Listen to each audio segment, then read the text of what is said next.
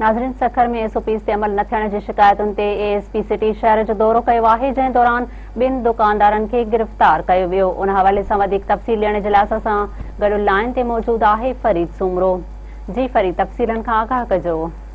जी, सखर में SOP ते अमल न करण खिलाफ़ जेको आहे हुकूमत जे सख़्त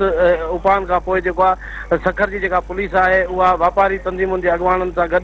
पंहिंजे ASP सिटी ज़फर सिद्दीक़ जी अॻवानी में मुख़्तलिफ़ थाननि जा जेके आहिनि SHOs जेके आहिनि उन में फयाज़ अब्बासी ऐं पंहिंजो कुझु ॿिया जेके नए पिंड जो SHO, C सेक्शन जो SHO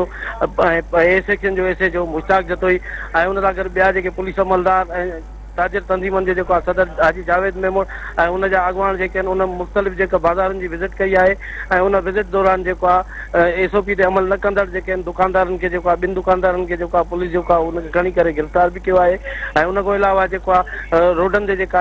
SOP ते अमल न पियो कयो वञे त उहे जेके रेडी ऐं ठेलनि वारा आहिनि उन्हनि जा जेके कांटा ऐं ॿियूं जेके रुकावट वारी शयूं जेके माण्हुनि खे जेके हानिकार कनि थियूं उन्हनि खे बि जेको आहे पंहिंजी कस्टडी में खणी करे जेको आहे उहो पुलिस पंहिंजी तहवील में वरितियूं आहिनि। ऐं ASP सिटी जेको आहे उनजो इहो ई चवणु हुयो त उन चयो त अगरि अवाम ऐं ताजिर बिरादरी जेको आहे असां सां कोऑपरेट कंदी त इन वबाई सूरत हाल ते जेको आहे असां ज़ाब्तो आणे सघूं था ऐं उन में जेको आहे माण्हू पाण ऐं पंहिंजे जेको आहे दोस्तनि खे पंहिंजे घर भातियुनि खे बचाए सघनि था ऐं माण्हुनि खे उन्हनि अपील कई त असां सां जेको आहे कोऑपरेट करे ताउन कयो वञे। जी फरीद, तव्हांजी महिरबानी।